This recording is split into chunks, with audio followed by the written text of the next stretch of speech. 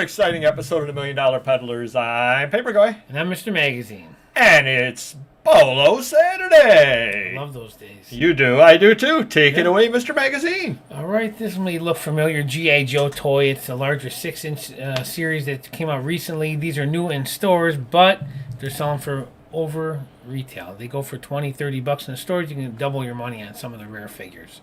Wait, you can get these at like Target or whatever? This is a Cobra Viper. We sold this one for $48, and I think the cost in the store is like $20, $25. Oh, wow. Yeah, very cool. Wow. So definitely something to be looking out for now when you go to the store. Yeah, I think I got to go backwards on this one. These are all over the place here. Let's see. Oh, here we go. All right. Train miniature billboard nostalgia. I think it's for HO trains. Baby Ruth, Hershey Snickers. It looks like it's circa 1970s. It went for $45. This came from the model collection, warehouse collection I bought. Right. And there's tons of stuff just like this, $50 pieces all over the place. So it's definitely something other you can find out there. Now, let me ask you a quick question. Sure. It's listed as new, so that was not used. Correct. It was sealed in box, yeah. And then my next question is, I see it had 14 bids on it. Mm-hmm. What did you start that at, and why did you start it at what you started it at? That's a good question. I don't know what my employee started at. If we look here, will it tell us? It looks like 1995. Okay. So he was probably guessing at something similar. Okay. Yeah.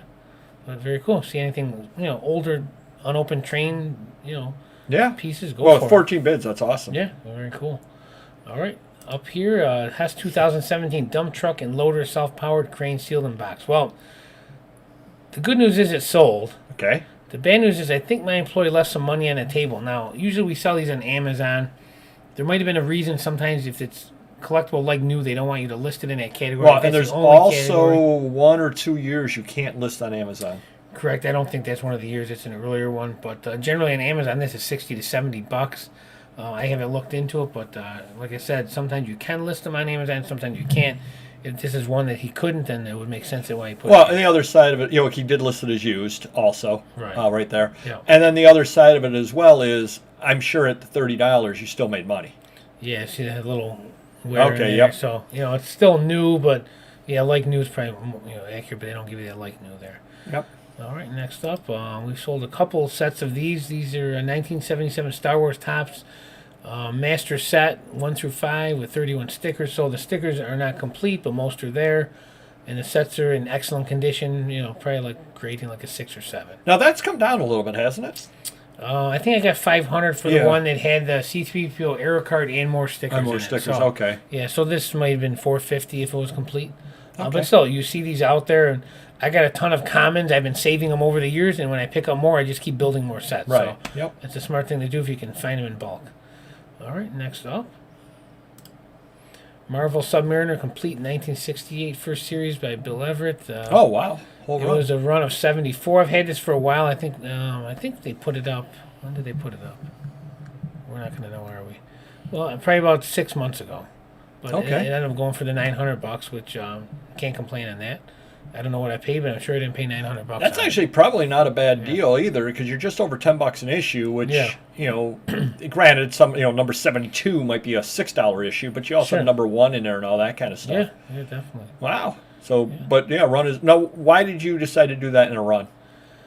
I think because it was complete. The 1 through 74. It was a nice complete run, and if you put them on Amazon and break them up, you'll sell them one here, one there. If you put them on eBay, you'll sell the first few issues and key issues and get stuck with the rest. I figured. Right. It wasn't worth you selling number 72 in 6 years at $6. Exactly, right. Okay. Yeah. Yep. Because I know you're not a big run person. No, that's all I not, want to ask. Yep. Yeah, I will run, but I'm not a big run person. Yep. Next up. Famous Monsters of Filmland, Volume 1, Issue Number 2, 1958.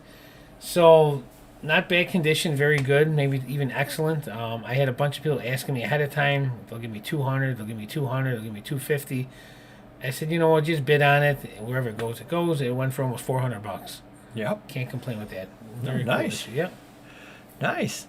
Now, I head over to my items over here, and I can't help but think I've showed you this before. Have you seen that before?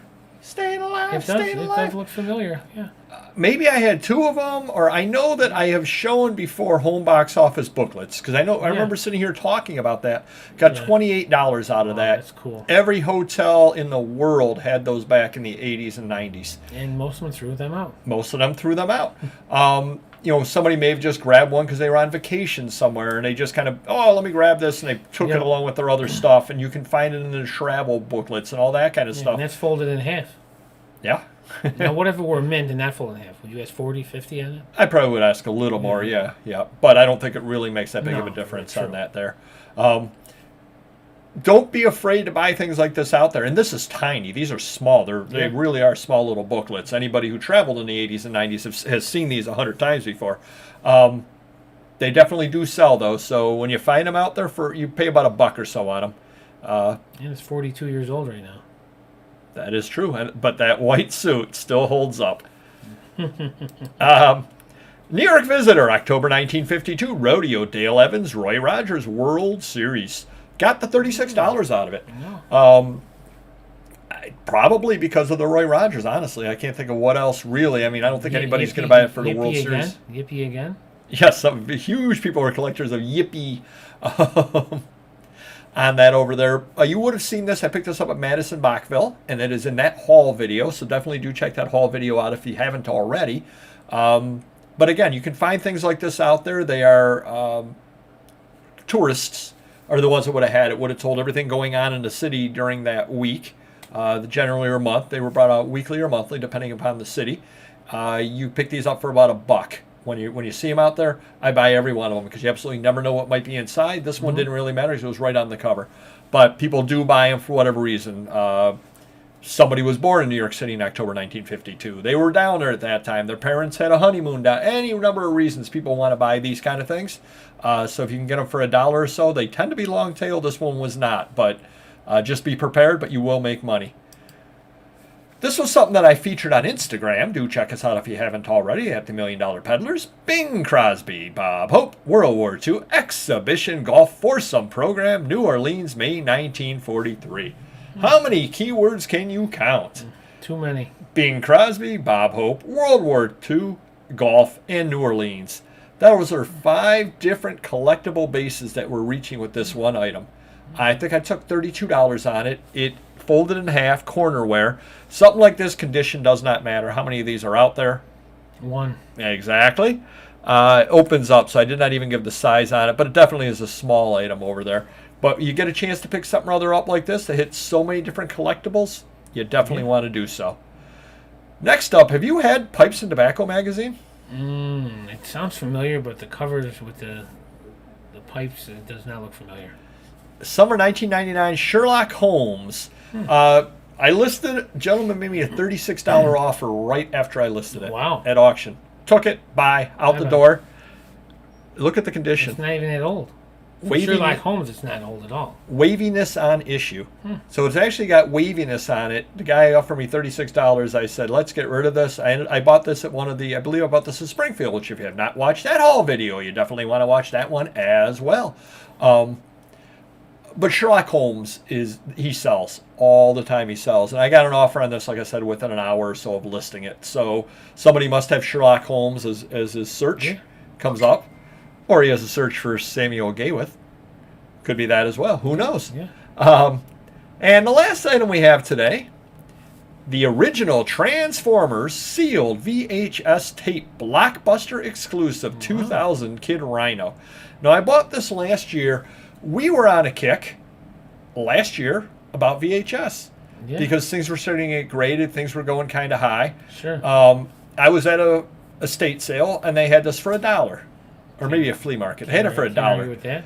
I said, oh, I scored. I got home, and I said, I didn't score that much. Because I thought it would be worth really good money because it was sealed. Well, it turns out because it was a Blockbuster exclusive giveaway, a lot of them were out. Blockbuster was big back in 2000. Somebody ended up offering me, I think, $20 on it. but they were also overseas, so they were paying the overseas shipping and all that. So I ended up taking it, and the gentleman said, look, I really want it. Can you get it for this price? It's basically the same as what my shipping is going to cost me. And I said, yeah, that's fine. That's fine. It's been sitting there for a while. Right. But happy to see it go at that. It's going to go to a collector who definitely does appreciate it. And I paid $1 on it, so I can't really complain about that as well. So even though I don't think we're on the same kick for sealed VHS that we were last year, they're still worth picking up and selling when you can find them. And again, you found it for $1, got 20 out of it, took a year to do so. You're not going to go broke doing that unless it's the only item that you ever have. Yeah. Do hit the like button if you could, and we will see you next video. Take care. Bye-bye.